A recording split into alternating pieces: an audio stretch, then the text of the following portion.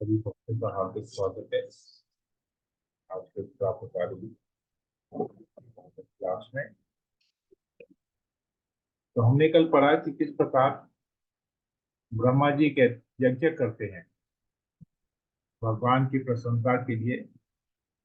भगवान के शरीर के विभिन्न अंगों से ही सब कुछ लेते हैं और भगवान की प्रसन्नता के लिए यज्ञ करते हैं।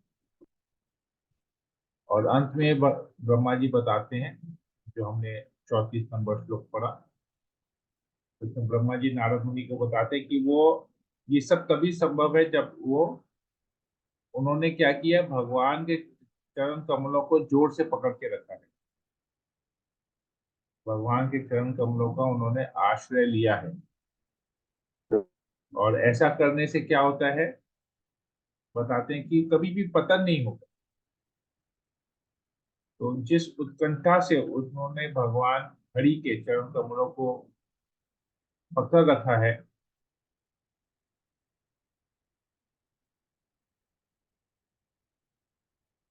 तो वो व्यक्ति हमेशा भक्ति में अग्रसर रहेगा, आगे बढ़ेगा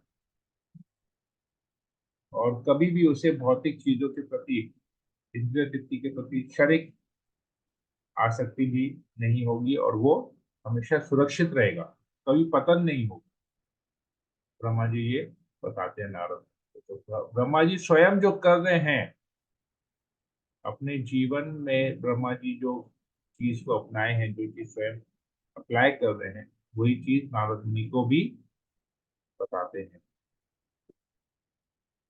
ये तक हमने पढ़ा। आज इसमें हम लोग और आगे पढ़ेंगे श्लोक नंबर 35।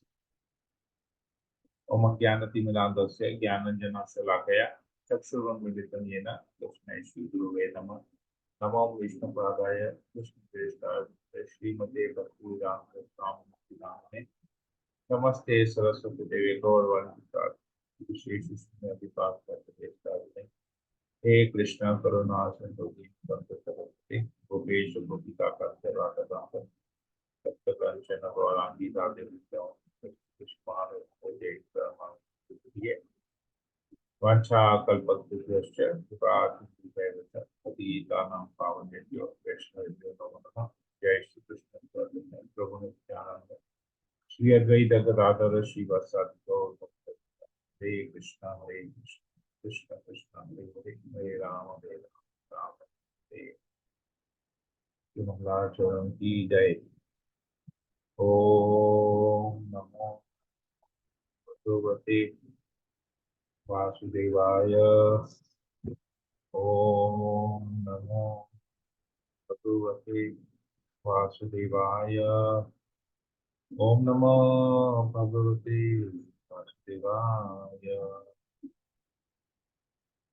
भागवतम दूसरा स्कंद अध्याय 6 श्लोक नंबर 35। ब्रह्मा जी आगे बताते हैं नारद मुनि को, यद्यपि मैं वैदिक ज्ञान की शिष्य परंपरा में दक्ष महान ब्रह्मा के रूप में विख्यात हूँ, और यद्यपि मैंने सारी तपस्याएं की हैं, तथा यद्यपि मैंने योग शक्ति एवं आत्म साक्षात्कार में पटु हूँ, और मुझे सादर प्रणाम करने वाले जीवों के महान प्रजापति मुझे इसी रूप में मानते हैं, तो भी मैं उन भगवान को नहीं समझ सकता जो मेरे जन्म के मूल हैं। तो इतना सब कुछ बताने के बाद, इतने हायर पोजीशन में होने के बाद, इस पूरे जगत की सृष्टि करने के बाद, सभी जीवों को उत्पत्ति करने के बाद भी ब्रह्मा जी जो सेल्फ रियलाइज्ड है, आत्म साक्षात्कार में पटु हैं, हाईएस्ट लेवल का उनका रियलाइजेशन है, जो सारी तपस्याएं कर चुके हैं, जिसे सारे वेदों का ज्ञान है, शिष्य परंपरा के, देखिए शिष्य परंपरा में आते हैं ब्रह्मा जी, स्वयं अपने आप को एक्सेप्ट कर, तो भी क्या कह रहे हैं, मैं भगवान को नहीं समझ पाता।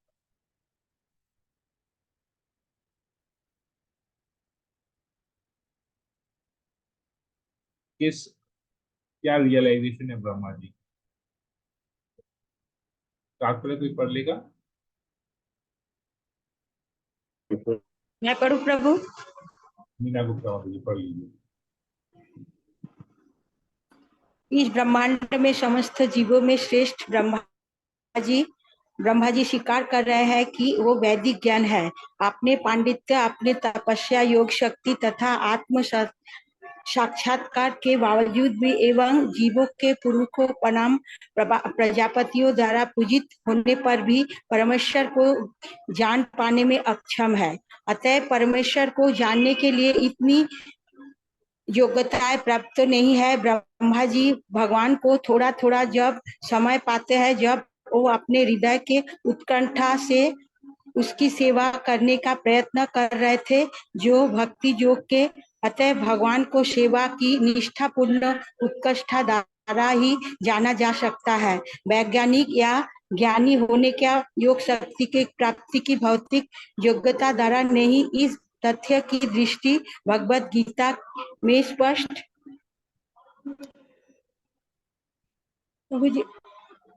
ऊपर आगे पढ़ लीजिए। वैदिक ज्ञान तपस्या ज्ञान तपस्या आदि उपयुक्त उच्च योग्यताओं के प्राप्त करने के भक्ति मार्ग में केवल आत्म साक्षात्कार सहायक बन सकता है, किंतु भक्ति भय सेवा के अभाव में मनुष्य अपूर्ण बना रहता है, क्योंकि उस आत्म साक्षात्कार की स्थिति में भी वो परमेश्वर को ठीक से नहीं जान पाता है।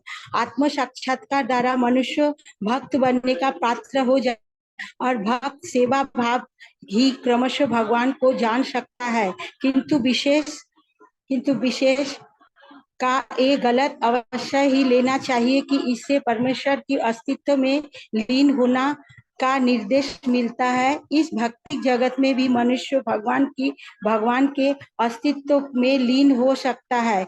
कोई भी भौतिकवादी आत्मा को पदार्थ से विलग नहीं कर सकता है। जिस प्रकार कोई अबूझ व्यक्ति दूध में मक्खन विलग कर नहीं सकते, क्योंकि आत्मा भगवान के बहिरंगा शक्ति में लीन रहता है। भक्ति से इस विशेष का अर्थ है साक्षात भगवान का सानिध्य करने में समर्थ होना। भक्ति का अर्थ है भवबंधन में मुक्त होना और भगवान का तरह बनकर उनके धाम में प्रवेश करना। भक्ति योग का भक्त का लक्ष्य अपनी सत्ता खोने का नहीं है। मुक्ति के 5 प्रकार, जिसमें मनुष्य भक्ति भगवान अस्तित्व या शरीर में लीन होना है। मुक्ति के अन्य प्रकारों सूक्ष्म आत्मा की सत्ता बनी रहती है, वह रोह भगवान का दिव्य प्रेमा भक्ति में लगी रहती है। भगवत गीता के श्लोक में विशेष शब्द उन भक्तों के लिए आया है जो किसी प्रकार के मुक्ति के लिए इच्छुक नहीं रहते। भक्तगण अपनी स्थिति के परवाह न करते हुए भगवान को सेवा में संलग्न रहने मात्र ही से तुष्ट रहते हैं। ब्रह्मा जी प्रथम जीव है जिन्होंने सीधे भगवान के वैदिक ज्ञान सीखा। अतः ब्रह्मा जी से बढ़कर वेदांत में कौन विद्वान हो सकता है, किंतु वो स्वीकार करने की वेदों का पूर्ण ज्ञान होने पर भी वो भगवान के महिमा को समझने के अक्षम है। चूंकि ब्रह्मा से बढ़कर कोई नहीं हो सकता, अतः तथाकथित वेदांत परम सत्य विशेष में कैसे ज्ञान सकते हैं। अतः तथाकथित वेदांत भक्ति के साथ वेदांत में प्रशिक्षित हुए बिना भगवान के अस्तित्व में प्रवेश नहीं कर सकते। वेदांत का अर्थ है आत्म साक्षात्कार और भक्ति का अर्थ है कुछ हद तक भगवान का साक्षात्कार। भगवान को कोई पूर्ण नहीं जान सकता, लेकिन आत्मसमर्पण तथा भक्ति भाव से उन्हें कुछ कुछ जाना जा सकता है, अन्य किसी भी विधि से नहीं। ब्रह्मा संहिता में भी कहा गया है, वैदेशु दुर्लभम, अर्थात वेदांतों के अध्ययन के शायद ही भगवान का अस्तित्व को जाना जा सके, किंतु भगवान अदुर्लभ आत्म भक्त अपने भक्त के लिए सहज सुलभ है। अतः श्री व्यासदेव का वेदांत सूत्र के संकलन से संतोष नहीं हुआ। उन्होंने इसके बाद अपने गुरु नारद के उपदेश के श्रीमद् भागवत का संकलन किया, जिसने वेदांत असली आशय को समझा जा सकता है। कृष्ण, बहुत बहुत धन्यवाद हरे माता जी कृष्ण। पढ़ने के लिए। ओके, तो यहाँ पर ब्रह्मा जी स्वयं बताते हैं कि केवल भक्ति से, रूपा जी तात्पर्य में लिखते हैं केवल भक्ति से ही भगवान को जाना जा सकता है। कितना भी ज्ञान अर्जित कर लें, कितने भी वेद पढ़ लें, कितने भी शास्त्र पढ़ लें, परंतु अगर भगवान की भक्ति में सेवा नहीं करते हैं तो भगवान को समझ पाना संभव नहीं है। यहाँ पर प्रभुपाद जी, ब्रह्मा जी भगवान को थोड़ा थोड़ा तब समझ पाए जब वे अपने हृदय की उत्कंठा से उनकी सेवा करने का प्रयत्न कर रहे थे, जो भक्ति योग है। तो अतएव भगवान की सेवा की निष्ठापूर्ण उत्कंठा द्वारा ही जाना जा सकता है, वैज्ञानिक या ज्ञानी होने या योग शक्ति की प्राप्ति को भौतिक योग्यता द्वारा नहीं। तो हम कुछ भी प्रयास कर लें, भौतिक चीजों से कुछ भी प्रयास कर लें, हमारे लिए भगवान को जान पाना संभव नहीं। लेकिन अगर हम भक्तिमय सेवा करते हैं तभी हम भगवान को जान पाएंगे, ये तो संभव नहीं है। ठीक है, ये यहाँ पर आता है। तो निष्कर्ष यही है, कोई भी कुछ भी कर ले, कोई कितना भी ज्ञान ले ले, कुछ भी कर ले, अगर वो सेवा नहीं करता है तो भगवान को जान पाना संभव नहीं है। भगवान गीता में कहते हैं, भक्त्या माम अभिजानाति, कोई मेरी भक्ति करके ही मुझे जान सकता है। हरे कृष्ण, दूसरा कोई उपाय नहीं है। तो ब्रह्मा जी भी ये स्वीकार करते हैं। और हम लोग जब हम ये बोलते हैं ना, प्रचार करते हैं, बोलते हैं आप कौन होते हैं हमको भगवान बताने वाले, भगवान कौन? हम अपने आप जानते हैं, मेरा भगवान से अपना रिलेशन है। क्या जानते हैं बताओ? तब फिर चुप हो जाते हैं। अगला श्लोक, अतएव मेरे लिए श्रेयस्कर होगा कि मैं उनके चरणों में आत्मसमर्पण कर दूं, क्योंकि केवल वे ही मनुष्य को जन्म मृत्यु के चक्र से उबार सकते हैं। ऐसा आत्मसमर्पण कल्याणप्रद है और इससे समस्त सुख की अनुभूति होती है। आकाश भी अपने विस्तार की सीमाओं का अनुमान नहीं लगा सकता, अतएव जब भगवान ही अपनी सीमाओं का अनुमान लगाने में अक्षम रहते हैं तो भला दूसरे क्या करते हैं। कितना सुंदर बात बता रहे हैं। तो मेरे लिए ब्रह्मा जी कहते हैं, मेरे लिए श्रेष्ठ यही होगा कि मैं अपने आप को समर्पण कर दूं उनके चरणों में, क्योंकि वे ही मुझे जन्म मृत्यु के चक्रों से उबार सकते हैं, दूसरा कोई उपाय नहीं है। कंक्लूजन यही है कि भगवान के चरणों का आश्रय हमको लेना है अगर जन्म मृत्यु से निकलना है, तो दूसरा कोई ऑप्शन हमारे पास नहीं है। आगे कहते हैं, जब न शिव जी न तुम और न मैं ही आध्यात्मिक आनंद की सीमाएं तय कर सके हैं, तो अन्य देवता इसे कैसे जान सकते हैं? क्योंकि हम सभी भगवान की माया से मोहित हैं, अतएव हम अपनी अपनी सामर्थ्य के अनुसार ही इस व्यक्त विश्व को देख सकते हैं। तो हम लोग सबका लिमिटेशन, जब ब्रह्मा जी कहते हैं तुम्हारा भी लिमिटेशन है, मेरा भी लिमिटेशन है, शिव जी का भी लिमिटेशन है, देवताओं को तो बात ही क्या करना।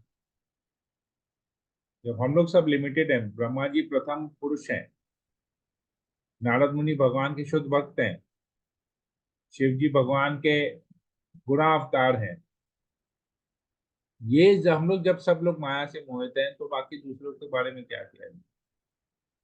तो हम लोगों की कैपेसिटी लिमिटेड है, हम लोग अपने सामर्थ्य के अनुसार ही विश्व को देख सकते हैं। वो भी कौन से विश्व को? जो व्यक्त है, जो दिख रहा है, जो अव्यक्त है, जो अनदेखा है, उसको हम लोग तो देख ही नहीं पाते, तो हमारा भी लिमिटेशन है।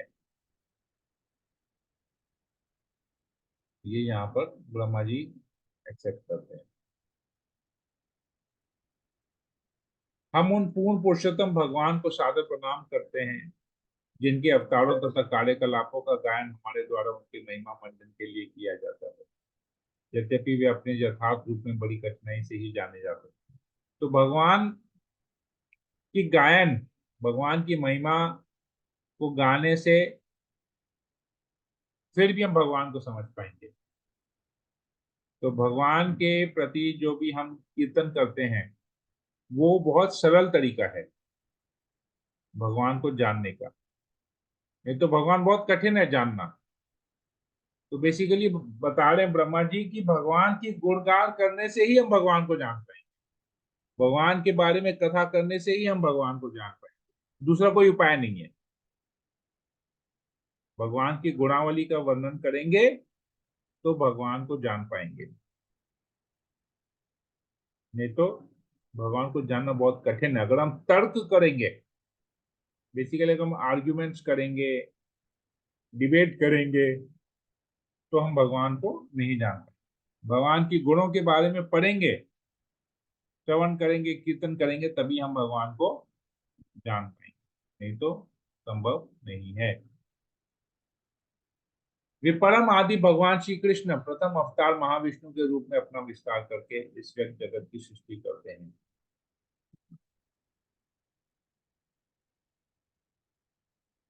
किंतु वे अजन्मा रहते हैं, फिर भी सृष्टि उन्हीं से है, भौतिक पदार्थ तथा अभिव्यक्ति भी वही है। वे कुछ काल तक उनका पालन करते हैं और फिर उन्हें अपने में समाहित कर लेते हैं। तो ब्रह्मा जी बता रहे हैं कि भगवान श्री कृष्ण ही सृष्टि करते हैं। बहुत जन बोलते हैं कि शिव जी ही सब कुछ है, शिव जी ही निराकार ब्रह्म है, शिव जी से ही सब कुछ क्रिएट करते हैं, शिव जी सब कुछ संहार करते हैं। नहीं, ब्रह्मा जी यहाँ पर बता रहे हैं कि कृष्ण कर रहे हैं कैसे, महाविष्णु के द्वारा। तो वही सब कुछ, इसके पहले भी हमने पढ़ा कि कहते हैं कि तीन गुणा अवतार है और तीनों के कंट्रोलर भगवान है, कृष्ण है। इस बुरा अब अपने बारे में बताते हैं, मैं सृष्टि करता हूँ, शिव जी संहार करते हैं और विष्णु पालन करते हैं, लेकिन तीनों ही भगवान कृष्ण द्वारा कंट्रोल किए जाते हैं। भगवान पवित्र हैं और भौतिक क्लेश के समस्त कलमश से रहित हैं। वे परम सत्य हैं और साक्षात ज्ञान है। वे सर्वव्यापी, अनादि, अनंत तथा अद्वय हैं। हे नारद, हे ऋषि, बड़े बड़े मुनि उन्हें तभी जान सकते हैं जब वे समस्त भौतिक लालसाओं से मुक्त हो जाते हैं और अविचलित इंद्रियों की शरण ग्रहण कर लेते हैं। अन्यथा व्यर्थ के तर्कों से सब कुछ विकृत हो जाता है और भगवान हमारी दृष्टि से ओझल हो जाता है। तो जब तक हम भौतिक लालसाओं से, भौतिक इच्छाओं से, इंद्र तृप्ति से मुक्त नहीं होते, भगवान को नहीं जान पाएंगे। भौतिक इंद्र तृप्ति में डूबे रहेंगे, भौतिक जगत में डूबे रहेंगे, तो जो भी हम तर्क करेंगे वो सब बेकार है, क्योंकि जितना ज्यादा हम इंद्र तृप्ति में डूबेंगे उतना ज्यादा भगवान हमसे, हमारी दृष्टि से ओझल हो जाएंगे। तो ये सोचना चाहिए कि नेक्स्ट टाइम अगर हम किसी तरह से किसी कोई पार्टी वार्टी करते हैं, इंद्र तृप्ति करते हैं, तो हम अपने आप, हम भगवान को अपने से दूर कर रहे हैं। अगर हम इंद्र तृप्ति में डूबते हैं तो हम भगवान को स्वयं ही दूर करते हैं। तो भगवान को जब हम स्वयं दूर कर रहे हैं तो भगवान की कृपा कैसे प्राप्त होगी? हम भगवान को चाहते हैं कि हमारे जीवन से निकल जाए इंद्र तृप्ति जब हम करते हैं, तो प्लीज डू नॉट इंटरफियर, भगवान को बोल देते हैं।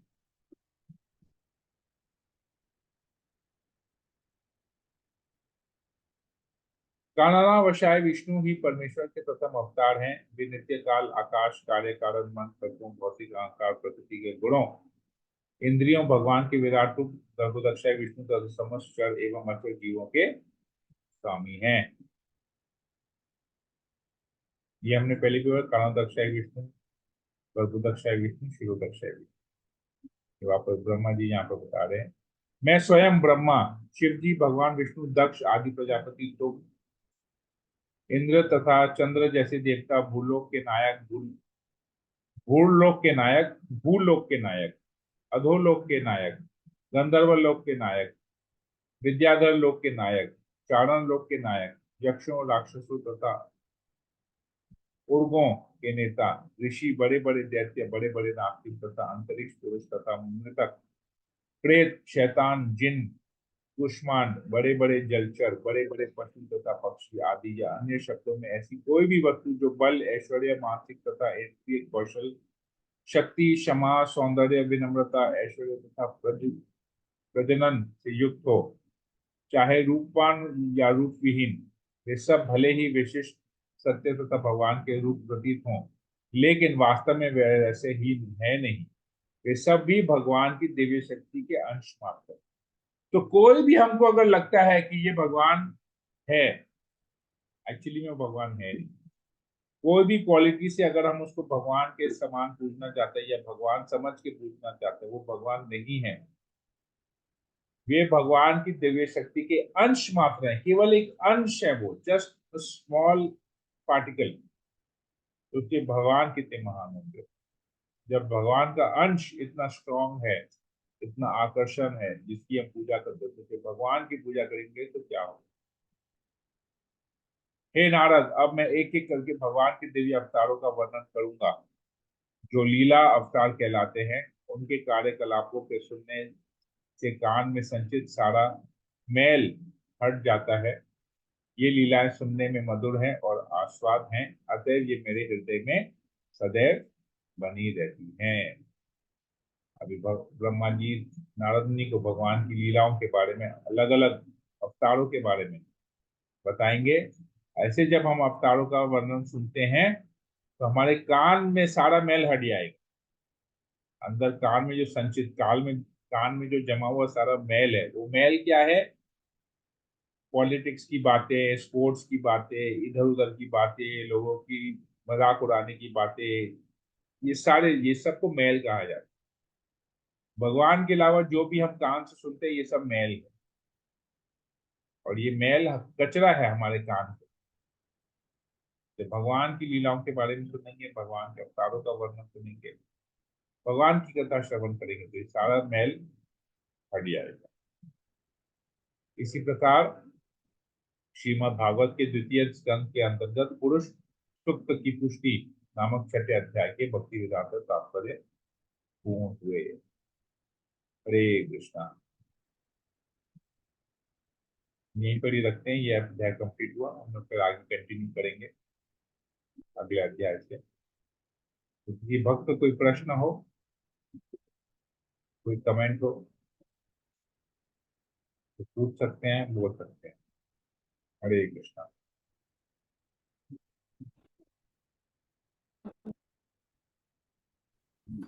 हरे कृष्णा।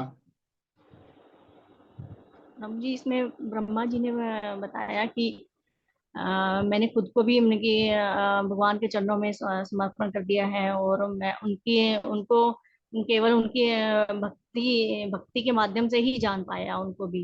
हाँ। तो फिर इसमें ये भी बताया गया है कि प्रभु जी की जब हम भी उनकी भगवान के शरणागत हो जाते हैं और उनको भक्ति के द्वारा जान सकते हैं, उनकी सेवा करते हैं, तो हमें मतलब की जन्म मृत्यु से मतलब की वो से निकाल कर वो हमें अपने धाम बुला लेते हैं।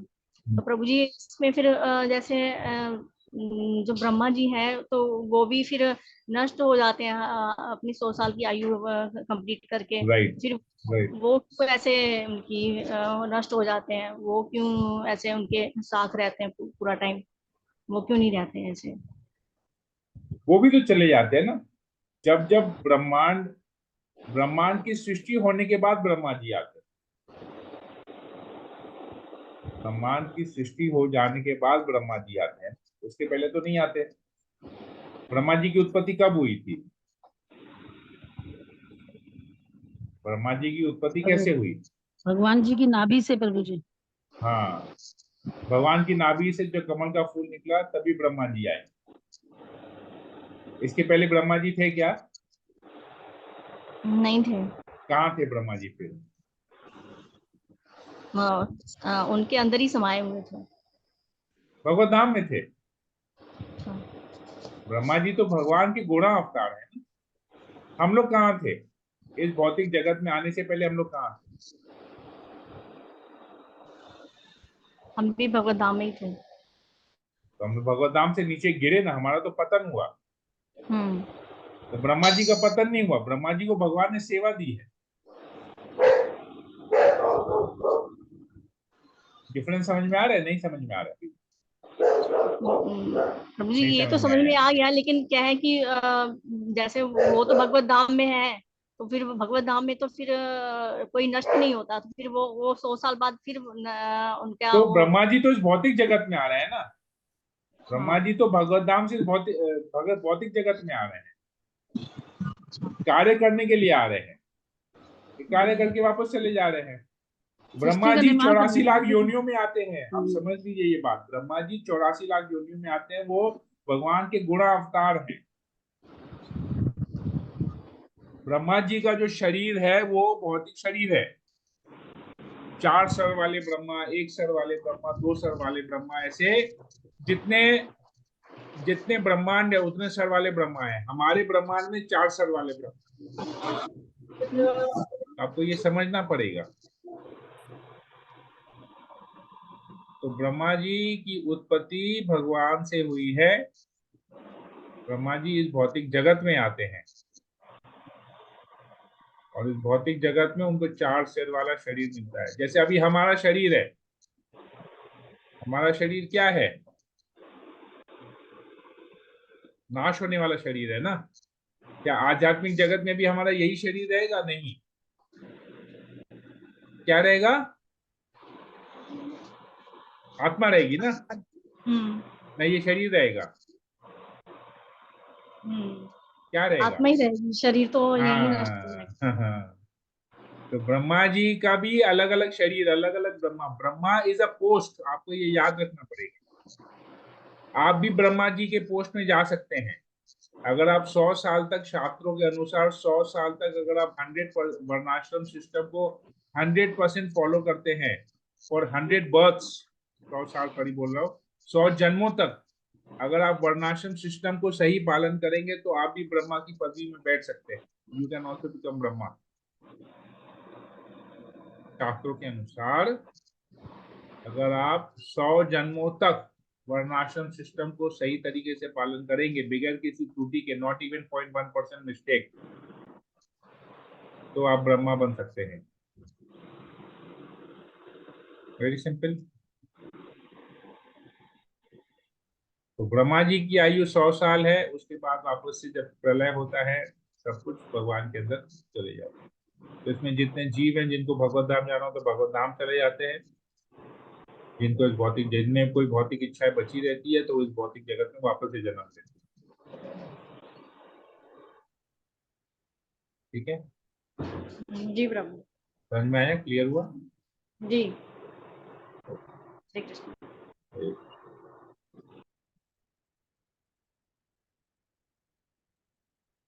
और किसी को कुछ पूछना है?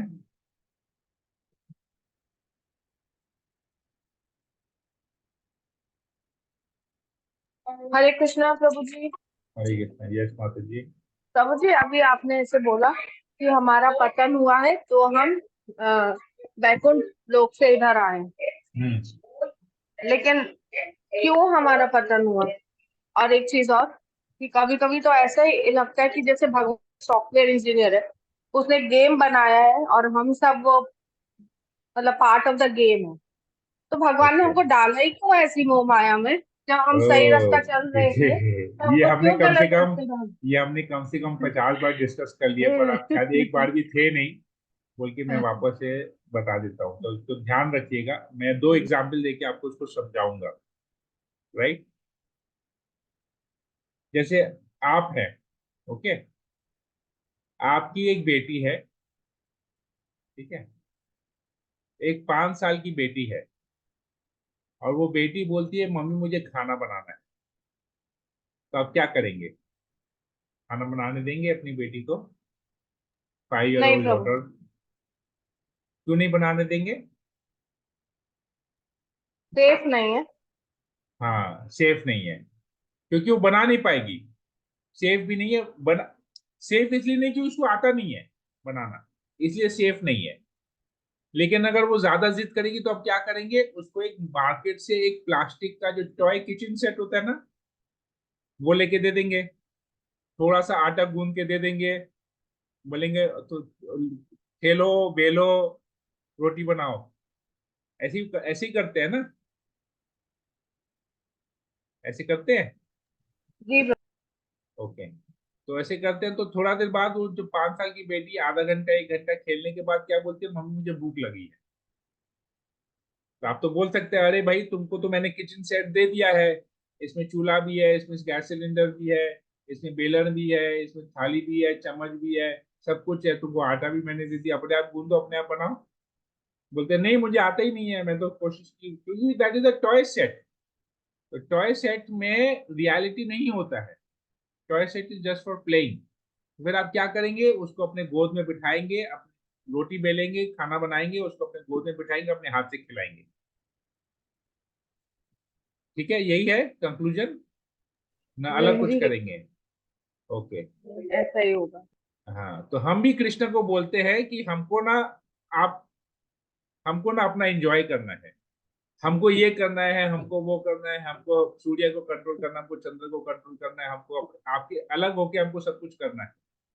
जैसे वो बेटी बोलती है कि हमको रोटी बनाना है, तो कृष्ण कहते हैं नहीं होगा तुमसे, तुमको कुछ पता नहीं है।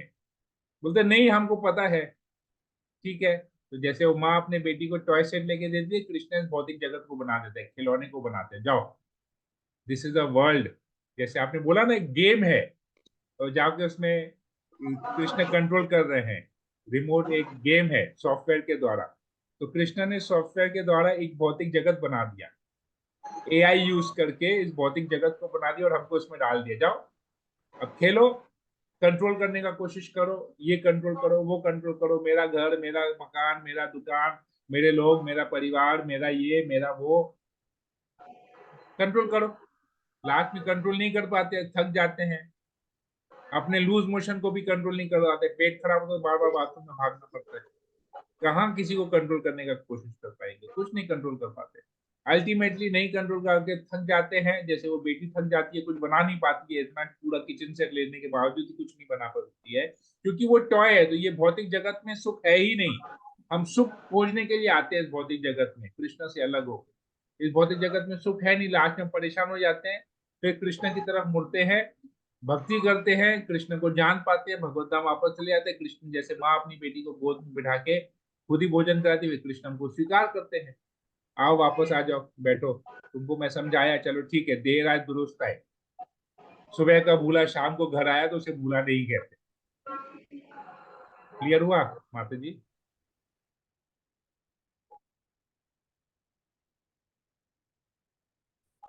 आपका आवाज सुनाई नहीं दिया। एकदम क्लियर हुआ है Prabhu ji. Okay, I hope life long के लिए क्लियर हो गया, इस जन्म के लिए तो क्लियर जी हो गया, अगला जन्म में बिल्कुल। लेने का प्रयास मत कीजिएगा। ठीक है। बस आप ब्लेस कीजिए कि आप जैसा हम भी एग्जाम्पल दे पाए, किसी को समझाने या खुद भी समझ पाए। ओके, हम आपको एग्जाम्पल दे दी, ये एग्जाम्पल एकदम बेस्ट है। अभी अगर किसी का बेटी नहीं है, किसी का बेटा ही है, तो ये तो बेटी का एग्जाम्पल समझ नहीं पाएगा, क्योंकि उसने कभी किचन सेट लिया ही नहीं होगा अपनी बेटी, उसकी बेटी नहीं है, अब किसी का बेटा है। अब बेटा जिसका है उसको कैसे एग्जाम्पल समझाएंगे? बेटा अपने पिता को बोलता है मुझे गाड़ी चलाने दो, मुझे गाड़ी चलाने दो, मुझे गाड़ी चलाने दो। पिता बोलता है तुम अभी छोटे हो, तुम्हारा पैर पहुंचेगा नहीं पेडल तक, ब्रेक तक, एक्सीलेटर तक, कैसे गाड़ी चलाओगे? तुम बगल में बैठो, मैं गाड़ी चला रहा हूँ, कोई दिक्कत नहीं है। बोले नहीं मुझे गाड़ी चलाना है, मुझे गाड़ी चलाना, मुझे। अब गोद में लेके तो चला नहीं सकते, पुलिस देखेगा, चालान कर देगा। तो उसको क्या करते हैं, गेम्स पार्लर लेके जाएंगे या निको पार्क लेके जाएंगे, जहां पर वो टमटम वाली कार होती है ना, जो अपने आप चलती है, इधर उधर धराम धराम टक्कर वक्कर मारते हैं, बैंगिंग कार क्या उसको बोलते हैं।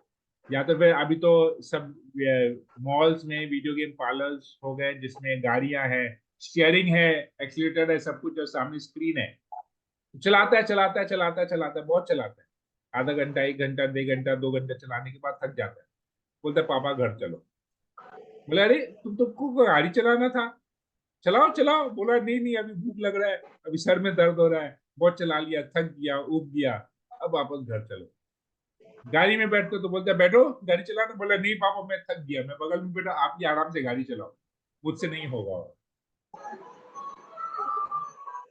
तो कृष्ण को हम बोलते हैं आप ही सब कुछ कंट्रोल कर रहे हैं, स्टीयरिंग आपके हाथ में है, सूर्य को भी आप कंट्रोल कर रहे हैं, चंद्रमा को भी आप कंट्रोल कर रहे हैं, पूरे जगत को आप कंट्रोल कर रहे हैं, पूरे ब्रह्मांड को कंट्रोल कर रहे हैं, सारे जीवों को कंट्रोल कर रहे हैं, थोड़ा सा हमको भी कंट्रोल करने दो।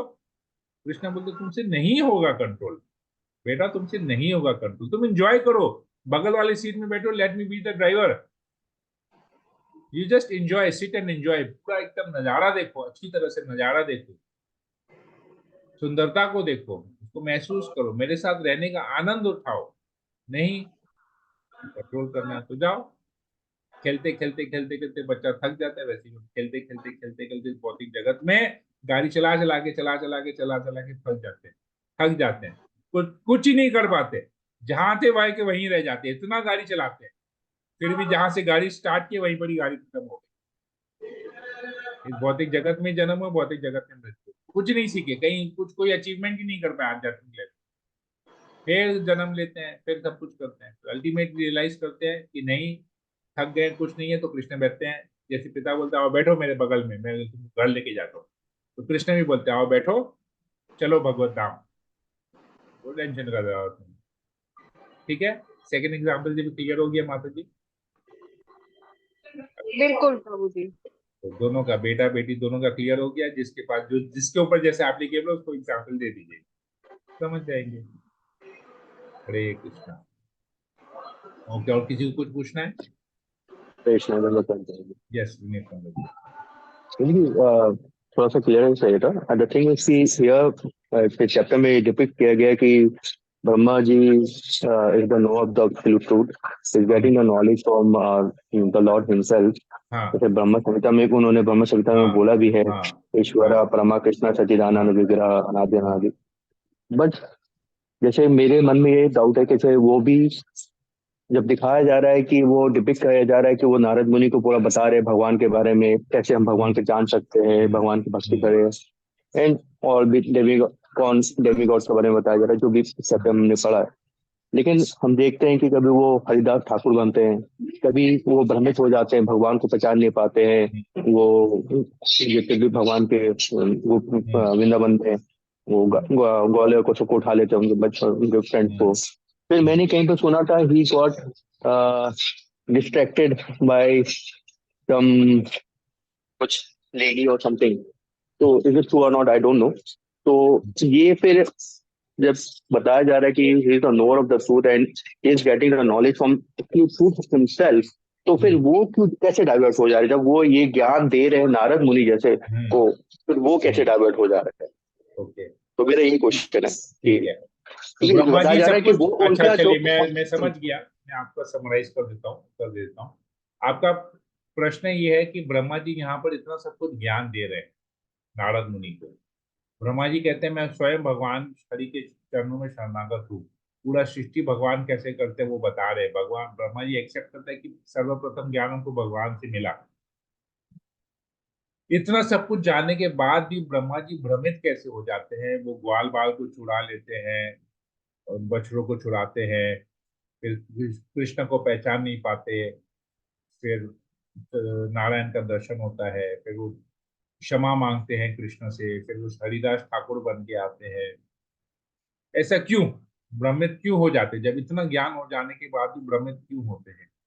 यस यस ये आपका प्रश्न है। यस ये एक्चुअली हमारे जीवन के लिए है। ये जो पर्टिकुलर लीला है ना, ये हमारे जीवन के समझने के लिए है। तो ब्रह्मा जी जिनको सब कुछ सारा ज्ञान है, वो भी भ्रमित होते हैं। मतलब यहाँ पर ब्रह्मा जी क्या कहते हैं, हम लोग भी माया द्वारा वशीभूत हैं, हमें माया कंट्रोल कर रही है। ब्रह्मा जी ये बात एक्सेप्ट कर रहे हैं यहाँ पर। अगर आपने ध्यान से इधर मैं एक जगह ब्रह्मा जी बता रहे हैं कि हमने जिस श्लोक में पढ़ा, मैं उस श्लोक को वापस एक बार बोलता हूँ।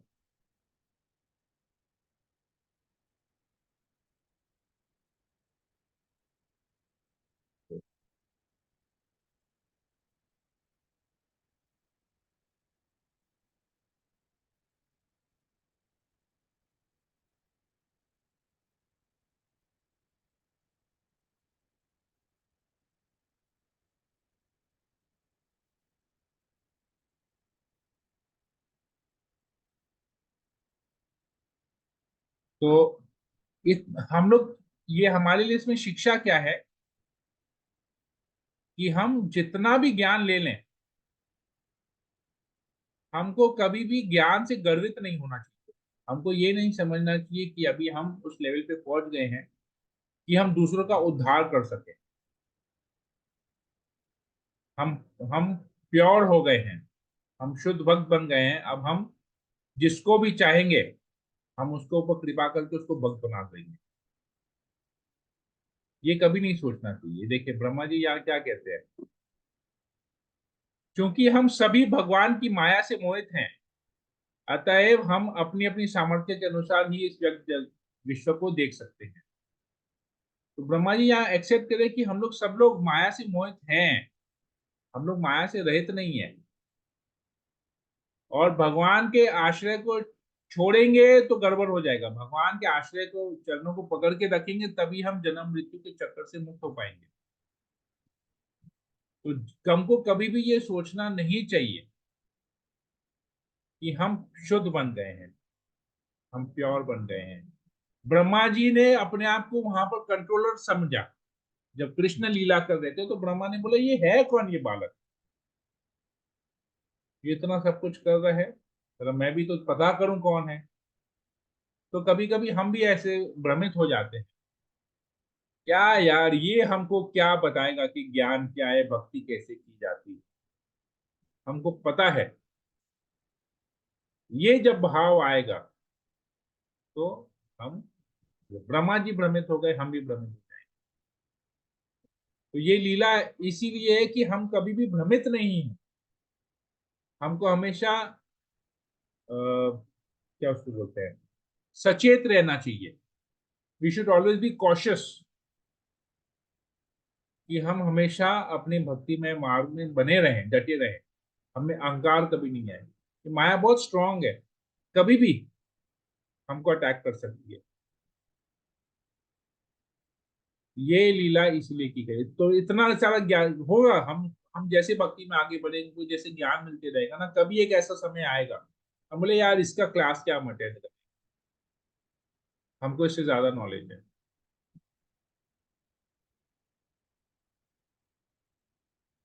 तो ये जिस दिन हम ये सोचेंगे कि हमको इससे ज्यादा नॉलेज है, या इसका क्या है, एक ही क्लास में बार बार एक ही बात बोलता है, हमको तो सब पता है, ये सुनेंगे, ये जिस दिन रियलाइज करेंगे उस दिन भ्रमित हो जाएंगे। खत्म, हमारा भक्ति खत्म, पतन हो जाएगा, ब्रह्मा जी वाला हाल हो जाएगा, विल गेट डाउन। लेकिन ब्रह्मा जी के ऊपर तो भगवान ने वापस विशेष कृपा की, तो हमारे पर कौन कृपा करेगा। हम तो रियलाइज ही नहीं करेंगे, हमको पता ही नहीं चलेगा हमारा पतन कब हो गया। ब्रह्मा जी प्रजापति, इसलिए उनको पता चल गया, ये रियलाइज मिस्टेक, उनका कहाँ गलती हुआ, और तुरंत भगवान के वापस आश्रय में चले गए। भगवान की स्तुति की, भगवान से क्षमा मांगा, सब कुछ किया। हम लोग कहाँ जाएंगे, किसके पास जाएंगे। क्या हम जिस पद के प्रति हम अगर अपराध करते हैं, या जिस पद के प्रति हम सोचते हैं कि ये हमको क्या बताएगा, क्या वापस हम उसके चरणों में जैसे उसे क्षमा मांग सकते हैं? नहीं, हमारा अहंकार अलाउ नहीं करेगा। प्रैक्टिकली देखेंगे, इज वेरी डिफिकल्ट। तो this is for a realisation कि हम कभी ऐसा कार्य ही नहीं करें कि जिससे हमारा पतन हो, हमारा भक्ति पतन। क्योंकि हम ब्रह्मा जी जितने महान नहीं है, तो उतने महान होने के बाद भी अगर गलती हो गई तो उससे महान, उसके जितने महान है, तो सोचिए हमसे गलती कितना होगा। गलती गलती होगा, वो तो एक बार गलती की, हमने तो गलती गलती हो। तो हमको बहुत सचेत रहना चाहिए। This this Leela is for application for us. हम लोग को शिक्षा मिलती है भगवान की लीला से, हमको क्या करना चाहिए क्या नहीं करना। ठीक है विनीत मंडल प्रो, I hope I was able to answer your question. Yes, Prabhu. मतलब it's kind of setting an example for us. Yes, setting an example for us. And is there a story, Prabhu, कि जैसे मैंने कभी बहुत पहले सुना था कि we got debuted कुछ स्त्री के रिलेटेड कुछ, मुझे is there a पता नहीं, story? मैंने कभी इसके बारे में पढ़ा नहीं है। तो हम लोग ये सब चीज पढ़ते नहीं, हमको जरूरत भी नहीं है, क्योंकि हम लोग हाँ, प्रभुपाद ने जो दिया उसी को पढ़ के समझ लेना वही काफी है। अलग से हमको और कुछ पढ़ने का जरूरत नहीं है, तो उधर कुछ जानने का जरूरत okay, नहीं। okay, Prabhupada okay. ने अगर इसको मेंशन किया तो हम पढ़ सकते हैं, प्रभुपाद ने मेंशन नहीं किया तो हमको पढ़ने की और जानने की जरूरत भी नहीं है। ठीक। और किसी को कुछ पूछना है? सबके लिए सब कुछ क्लियर है? जिन जिन लोगों ने, भक्तों ने प्रश्न किया उनको जो जो उत्तर मिला, आप सभी लोगों के लिए क्लियर है? हाँ प्रभु। Yes, Prabhu. Yes, Prabhu. Anju Mittal माता जी, ईशानी इंदिरा माता जी, जानकी माता जी, कोमल पंजाबी, मीना गुप्ता, जी नेहा प्रभु जी, शर्मा, शांति राधा क्लियर मांझी, है। सुलेखा जायसवाल, सुमन चौरसिया। ओके, सबके लिए सब कुछ क्लियर है? जी ठीक है। प्रभु।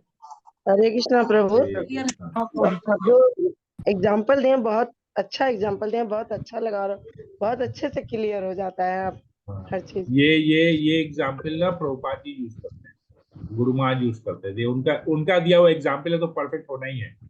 मैं थोड़ा सा उसमें और एडिशन करके दिया, लेकिन एग्जाम्पल, मूल एग्जाम्पल उनका ही दिया हुआ है। तो लोग प्योर डिवोटीज है, तो प्योर डिवोटीज जो भी बोलते हैं एकदम परफेक्ट बोलते हैं। ये हमारा बनाया हुआ एग्जाम्पल है। हरे कृष्ण। ठीक है, ठीक है, फिर मैं हरे सेशन को यहीं कृष्णा। पे एंड करता हूँ। जय दंड हरे प्रणाम। कृष्णा कृष्ण हरे कृष्ण कृष्ण। हरे हरे, हरे राम हरे राम राम हरे हरे। राम वंशा कल्पतरुभ्यश्च राम कृपा सिंधु पतितानां पावनेभ्यो वैष्णवेभ्यो नमो नमः। हरे कृष्ण सम्यक प्रभु जी भक्तवृंद दंडवत की जय, प्रणाम। जगत श्री प्रभुपाद की जय, की ग्रंथराज जय। संभागवतम की जय। हरे हरे कृष्ण प्रभु। कृष्ण।